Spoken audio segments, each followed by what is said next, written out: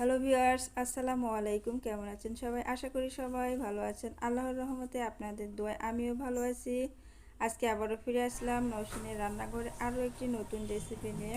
আজকে আমি পটলের রেসিপি বানাবো, একেবারেই নতুন রেসিপি। আপনারা জানি না খেয়েছেন কিনা, তবে আমার কাছে এটা অনেক অনেক মজার হয়েছে এবং খেতে অসাধারণ। আপনারা শব্দ শুনে নিশ্চয়ই বুঝতে পারছেন এটা কতটা ক্রিস্পি হয়েছে।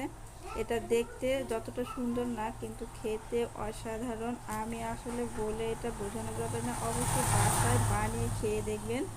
খেয়ে অবশ্যই একটা কমেন্ট করে বলবেন যে কেমন হয়েছে। চলুন কথা না বাড়িয়ে মূল রেসিপিতে চলে আসি। আমি এটা বানানোর জন্য প্রথমে যেটা করতে হবে, পটল তো অবশ্যই নিতে হবে। আমি এখান থেকে কিছুটা পটল ছিলে নিব। আপনারা চাইলে এটাকে খোসা সহ বানিয়ে নিতে পারেন, তবে আমি এটা ছিলে নিব।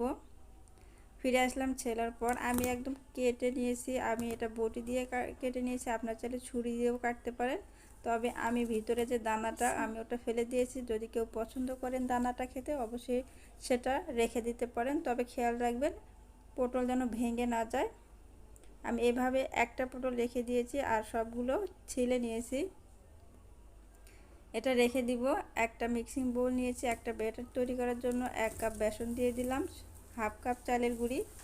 কেউ চাইলে এখানে কর্নফ্লাওয়ারও ব্যবহার করতে পারেন। আমি লাল মরিচের গুঁড়া দিয়ে দিলাম, সামান্য পরিমাণে হলুদ গুঁড়ো এবং স্বাদ অনুযায়ী লবণ দিতে হবে, সামান্য আদা আর রসুন বাটা। একটু পানি দিয়ে একটা ঘন ব্যাটার তৈরি করব। আমরা সাধারণত বেগুনির যে ব্যাটার তৈরি করি তার থেকে একটু ঘন হবে। এটা ভালো করে মিশিয়ে এবং ফেটে নিতে হবে, প্রায় 4 থেকে 5 মিনিটের মতো। অবশ্যই ভালো করে এটা ফেটিয়ে নেবেন।